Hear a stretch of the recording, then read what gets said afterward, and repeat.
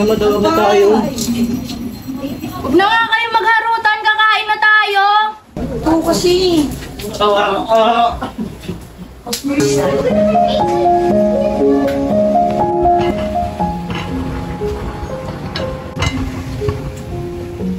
O ito mga anak, magpakapos kayo. At marami pa tayong pagkain na iyain ko na. At nang mabusog kayo ng gusto. Bakit parang masaya ka ata eh? Hindi nangyari kung maganda sa'yo kaya hindi namin alam. Ito maganda nangyari sa akin kaya masaya ako ngayon. Alam mo, hindi na mababago to. Itong kompleto tayo nagsasama-sama at masaya.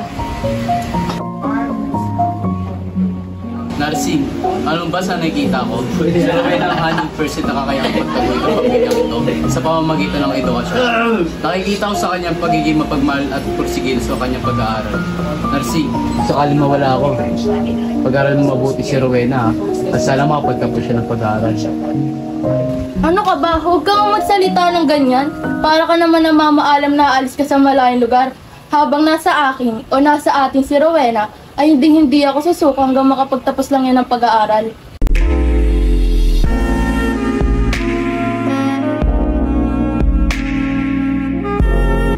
Mga anak, mag-iba na lang kayo ng panonoorin. May SPD na tayo magpalipalabas na yan. Hindi yan pwede sa mga batang gaya ninyo. Bakit po ba? O siya, kumain na lang muna. Mamaya na lang maglaro. Kaya magpatuloy na lang tayo kumain. Bawal paghintay ng mga nakahain.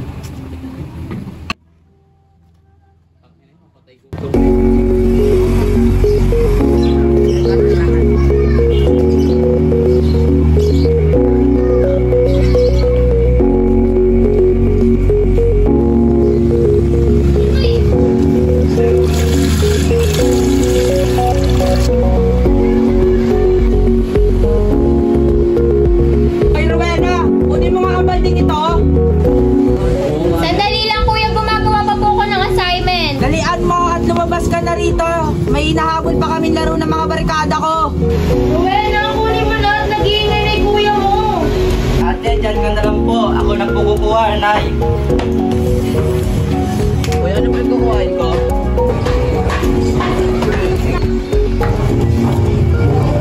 Bakit ikaw ang pumunta rito? Asan ang ate mo? May ginagawa po si ate, kuya. Oh, siya. Sige, kunin mo na yan.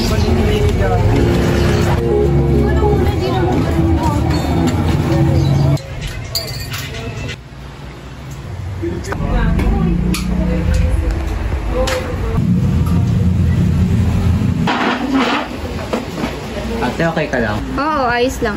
Ano pa bang meron sa pag-aaral para sipag na sipag po kayo? Joven, naniniwala kasi ako na kapag nakapag-aral ka, may kapangyarihan at may kakayahan ka maitaguyod ng pamilya natin. Ano pa bang pangarap niyo? Pangarap ko kasi maging flight attendant. Gusto ko makaapak sa iba't ibang bansa. Gusto ko makita kung gaano kasaya ang mga tao na namumuhay sa kanilang bansa. Kaya nag-aaral pa ako ng mabuti para matupad ko ang pangarap ni Papa. Saan na po mangyari po yung pinapangarap ninyo? Oh, Narcy! Paalala lang! Lalabas na naman ang katapusan ng buwan. Opo, natatandaan ko po. Oo, pinapaalala ko lang. Ba naman ito? Oh, narito ka na pala. Kamusta ang trabaho? May maganda akong balita. Tara, upo muna tayo. Sing, si Paring Julio, naalala mo pa ba? Siya ang ninong ni Joven. Alam mo ba, hinaya niya ako sumama sa Hong Kong bilang isang carpentero roon. Wait lang ah. Alam mo, sa applyan ko ron, triple magiging sahod ko doon kumpara sa pinagkatrabaho ko ngayon. Kaya kung okay lang sa inyo, doon ako magtrabaho sa Hong Kong para nung masend ko na kay Julio ang mga requirements ko. Aalis ka? Kung aalis ka, kailan ang balik mo? Teka nga, ano ka ba? Huwag kang malungkot. Ang tatandaan niyo sa mga anak natin. Lagi ako sa kanila magpapadala ng mga chocolates man, o mga laruan, kahit gadgets pa yan. Basta payagan niyo lang ako makapagtrabaho sa Hong Kong. Sigurado ka na ba sa desisyon mo? Oo, Sing. Sigurado na ako. Gagawin ko to para sa inyong lahat, lalo na kay Rowena. Kailangan natin suportahan ng pag-aaral pang financial man o kahit anong basta.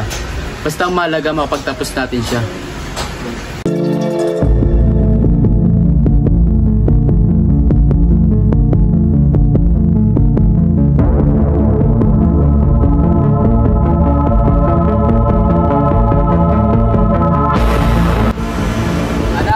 Nakita mo ba salamin ko? Anak, gumising ka! Mo, Sandali lang, ang wala ko na may inom mo. what? Anak, ayos ka lang? Pa, hindi ko alam. Hindi ko maintindihan kung bakit ganito yung napapanaginipan ko. Ha? Bakit? Ano ba napaginipan mo? Parang nakaupo po ako sa isang madilim na silid. Alam ko pong ako lang ang tao naroon, pero tila babe, may mga nakatingin at nanonood sa akin at nagtatawanan sila. Natatakot po ako. Anak, huwag kang matakot. Panaginip lamang iyon. Hindi mangyayari ang napaginipan mo. Bagkos kabaligtaran ito ng mangyayari sa buhay mo. Po? Pabaliktaran? Ano pong ibig sabihin ninyo? Ang masamang nangyayari sa panaginip mo ay magiging maganda at mabuti. At mabuti na mangyayari sa totoong buhay mo. Kaya maniwala ka sa akin. Kaya bumalik ka na sa pagtulog mo at sa kaligitnaan ng iyong gabi.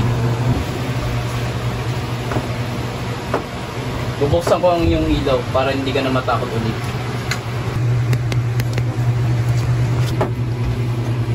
Oh, anong oras na? Magsitulog na kayo. Apo tay, kumuha lang po kami ng unan. Sige.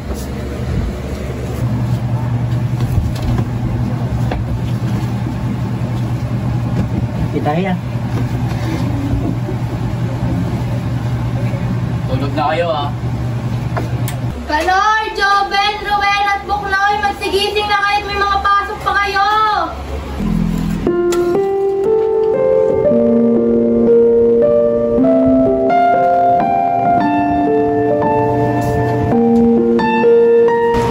Hoy, Rowena, Joben, gumising na kayo at nagluluto na si Mama ng almusal natin. Ito na. Ate, mag-almusal na po tayo. Oo, sige, mauna ka na. Gisingin ko si Papa. Hindi na tayo, sabihin na tayo.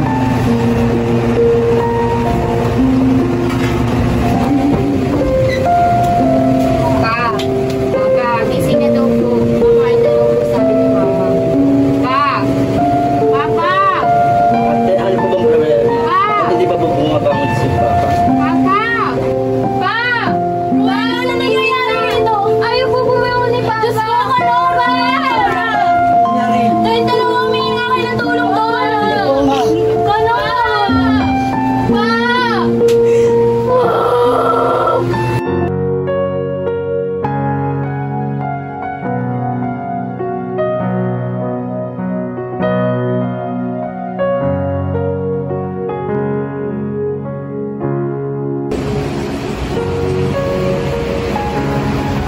Ma, pasensya na po sa abala. Hindi pa po kayo mag-ain ng ulam.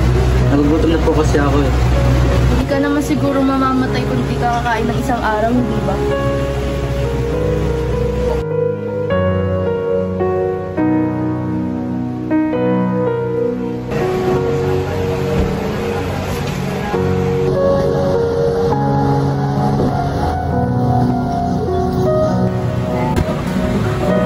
Ma, narito na po ako. Malalagpasan rin po natin ito, Ma. Miss ko na rin po si Papa.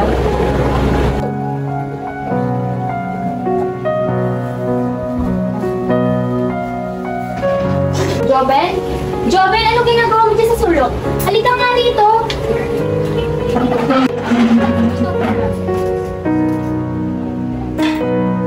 Ito, may dala akong sopas na binigay sa atin ni Aling Perla. Tawagin mo na rin ang kuya mo para makakain na tayo.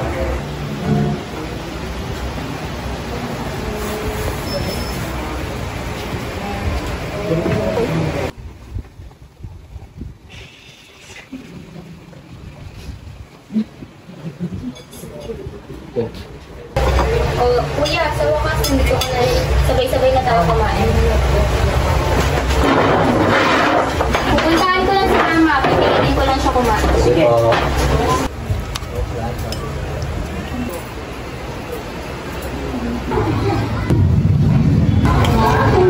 Ma, hindi ko kain.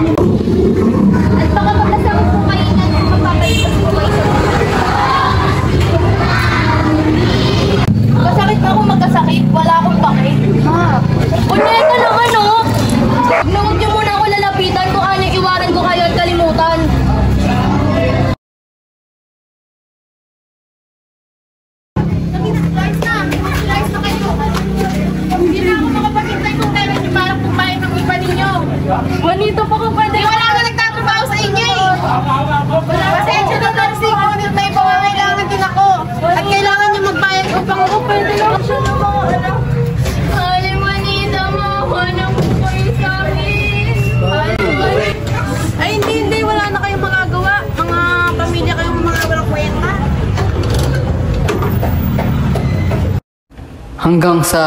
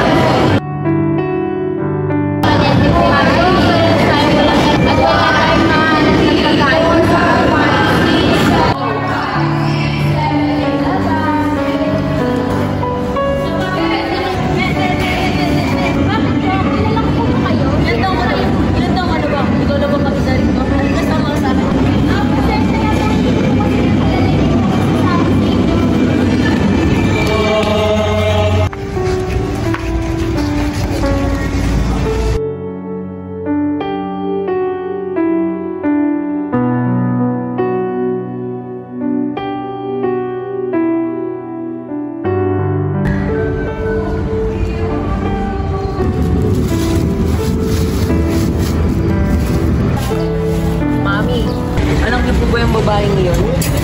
Oo, bakit? Ano kailangan mo? Ako po sana may tulungan. Pero syempre, kailangan niyo po munang pag-isipan ng maigi. O basta, pag nagbago isip niyo, tawagan niyo lang ako.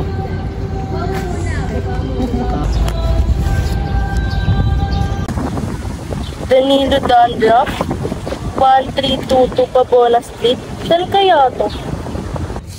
Ryan, ikaw ka muna rito. Bantay mo muna yung mga kapatid mo, may pupuntahan lang ako.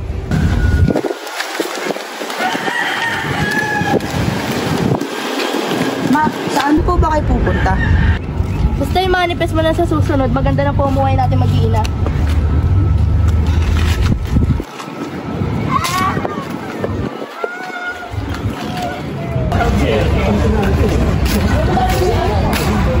Excuse me po, pwede po ba makitawag? Saglit na saglit lang po talaga.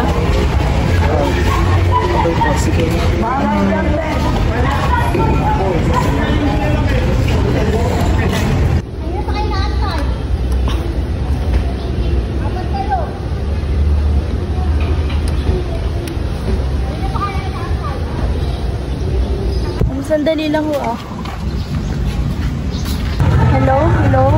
Ako po pala yung nanay ng babaeng tinatanong niya at binigyan ko ng pera ng isang araw. Nakalimutan ko po kasing magpasalamat. Maraming salamat po talaga. Ang laking tulong po sa amin nun. Mami, ikaw pala. Sabi na hindi niyo talaga matatanggihan ang alok ko. Saktong-sakto ang pagtawag mo kasi alam mo, may isa kaming client na mula pa sa Middle East. So, paano ba yan? Ang anak mong si... Anong ang pangalan niya? Rowena po. Rowena Almoroto. Pakagandang pangalan ah. O sige, sa Sabado, pasabihan na yung mga anak mo ah. Ayoko ng maarte. Sasend ko ang address ko sa inyo. Maraming salamat po. Okay.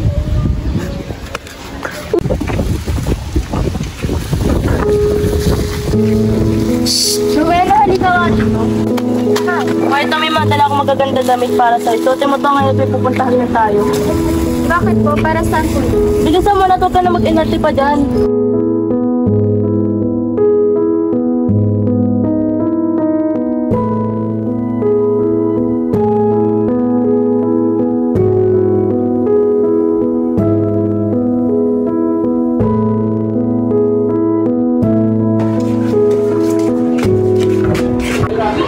Tingin ko ito na siguro yun. Ang alin po? Ano po bang lugar to? Tsaka, bakit po ganito yung suot ko? Ano pong meron?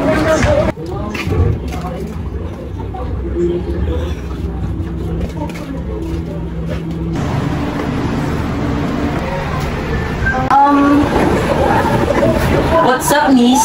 Nursing Almoroto po, at ito po pala yung anak ko na nakita niya sa parke nung isang araw. Ma, kilala mo ko ba? Siya po kasi yung tumausap sa akin kung nasa party ako ng isang araw. Yes, exactly. Ako nga yun. Kaya miss, mag-ready ka na at mamayang 4 o'clock ay mamimit mo na ang iyong first client. Ready ka na ba? Ready? Ma, sabihin mo na lang po. Hindi ko po maintindihan ang nangyayari. Basta gawin mo na lang gusto nila ipagawa sa'yo. Malaking tiwala ko na ikaw magtataguyod sa pamilya natin. Lalong-lalo na ang papa mo. Kaya sige na, pumasok ka na sa kwarto. Ma, nakikiusap po. Uuwi na po tayo. Isipin mo kung ano mangyayari sa atin. Isipin mo kung ano mangyayari sa atin. Hindi ka papasok sa kwarto yun. Kaya bilisan mo na.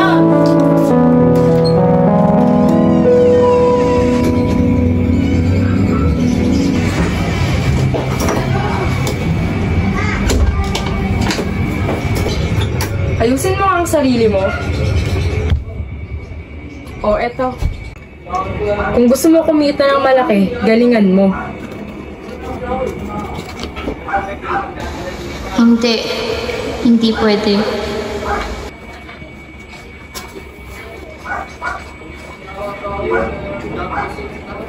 O, miss, ayun na yung first client mo kanina pa naghihintay sa'yo.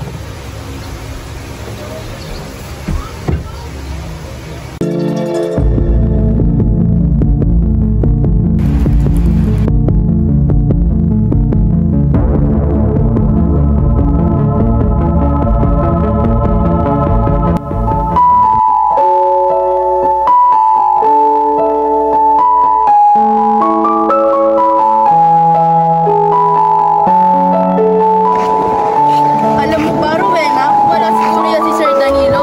Aba, nasalansangan pa rin siguro tayo hanggang ngayon.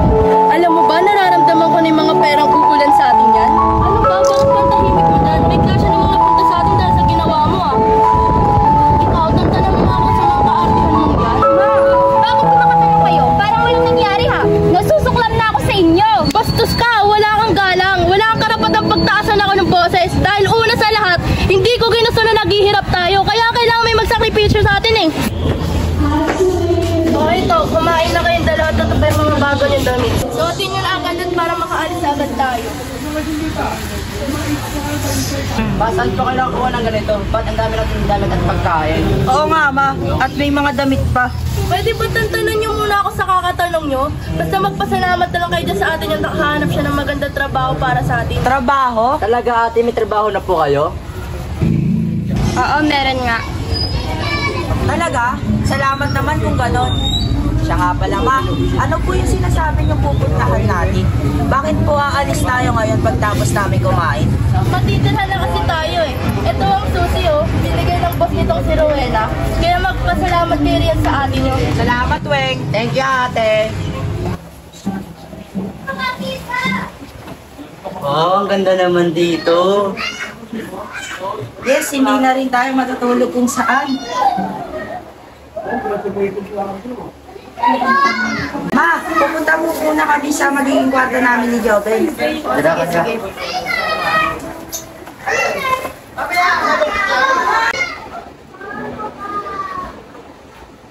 Well, na si Sir Danilo yung boss mo, nag-text pala sa akin kanina at sabi niya, marami raw kumukuha sa'yo.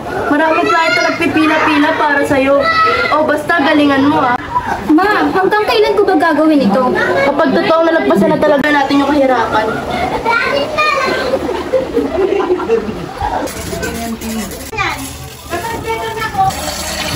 Ma, andito na po ako. O siya, kumain ka na dyan. Lalaki? Tama, si Jobel ang bago kong ire-recruit na lalaki. Shhh! Uy, Joben, bumakangat samahan mo at may pupuntahan lang tayo. Po, saan ma? Gabi-gabi na po ah. Yun na nga eh, gabing-gabi na pero hindi pa rin umuwi ang ate mo. Halika't samahan mo at susundin natin siya. At parang bis na bis po ata tayo ma. Sa opisina po ba yung pupunta natin? At bakit hindi po natin kasama si kuya? Ako ba? May bukas ba na opisina ngayon? Siya. Hayaan mo lang kuya mo dito. Tara na, aalis na tayo.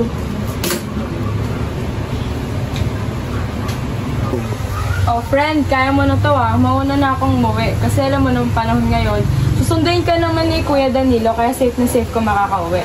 Okay, sige. Ingat ah.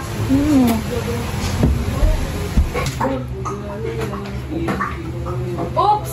Friend, nandito pala mother mo, may kasamang bagets na lalaki. O siya, una na ako Bye. Ha? Lalaki? Sino? Good evening po. Tapos na. Ma? Joben? Ma, Diyos ko naman, bakit sinama niyo pa si Joben dito?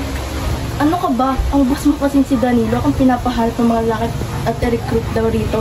Kaya si Joben ang pinili ko. Kasi wala akong mapagpipilian, hindi naman pwede yung si Buknoy. Dahil malakas sa tao yun, baka hindi kaya ng mga tao rito kapag pupulasin siyang maghubad. Tsaka, mas mainin ma rin na sa pamilya natin kumuha ng lalaki at mas malaking kikitain. Ate, bakit ganyan po suot ninyo? Joben, makinig ka sa akin. Sasama ka na rito sa ate mo ha. Okay lang ba? Ma, tama na! Naririnig niyo pa po bang sarili ninyo? Joben, huwag mong susundin ang gusto niyang gawin. Tumigil ka nga, palibhasa sarili mo lang iniisip mo eh. Paano naman kami pamilya mo kung sakali maghirap ulit tayo? Oo na, selfish ako. Makasarili ako. Hindi ko kayo iniisip. Never ko kayong inisip yung mga kapakanan ng pamilyang to. Kaya nga sinunod ko yung lahat ng mga sinasabi niyong punyetang lugar na ito. Naghubad ako, nag-video ako ng katawan ko. Kahit anong pinapagawa niyo sa akin na malalaswa, ginagawa ko para sa pamilyang ito. Tus ka talaga! Tama na. Ate, totoo po ba? Joben, patawarin mo ako. Oh, Miss Narsing, aba, hindi makapaniwala na may nakuha ka agad ng isang lalaki na i-recruit natin. Opo, siya nga po yun. Ba, pati ako. Ano ko po ka nga mag-inarte dyan? Hindi ko ibibigay si Joben sa inyo. Ako na bahala sa lalaking to. Pigilan mo yung anak mo. Ano ka nga mangyayari dito? Joben! Teka, saan niyo po dadali na kapatid ko? Sir, kunin niyo na nga po to. Hoy, dapa. Pulis to. Baba. Dapa. Pulis to.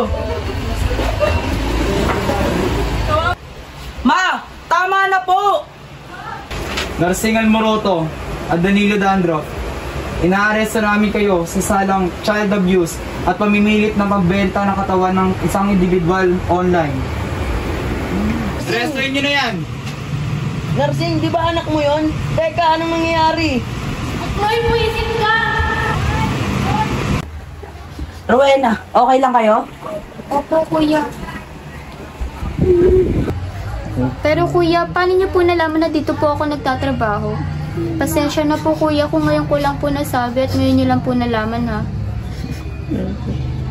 Hindi, kasalanan to ni Mama. Alam kong hindi mo ito magagawa sa sarili mo. Ang piliin ng ganitong klase ng trabaho. Pero maraming salamat dahil kahit na hindi ito makatauhan at labag na labag sa loob mo ang ganitong trabaho, ay pinili mo pa rin kami sustentuhan. Kahit na hindi namin alam na magkapatid na kumakapit kaya pala sa patalim para lang matugunan ang pangangailangan ng pamilya natin. Yun na nga, nalaman ko na nandirito kayo nung habang natutulog ako. Ay narinig ko si Mama na ginigisi si Joben para sunduin kayo. At narinig ko na nagtataka si Joben kung bakit bihis na bihis silang dalawa ni Mama. Kaya nang umalis na sila ay bumangon na ako para sana sundan sila hanggang sa makakita ako ng isang calling card na nahulog yata ni Mama sa bag niya. At nung nabasa ko ng calling card na may nakalagay na porn site ay agad na ako tumawag ng pulis. Makalipas ang 2 araw ay napagpasya ng magkakapatid na bistayin ang kanilang ina.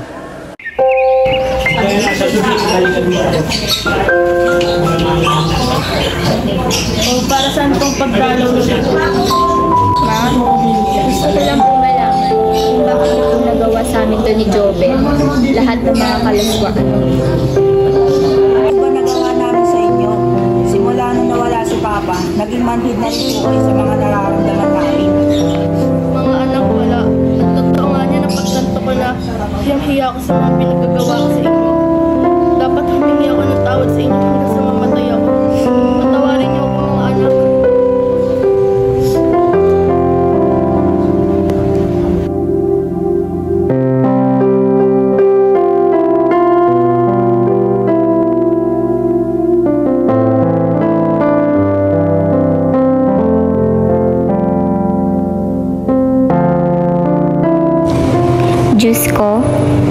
Ipinagpapasalamat ko po sa inyo na ligtas kaming nakatakas sa ginagawa sa amin ni Mama.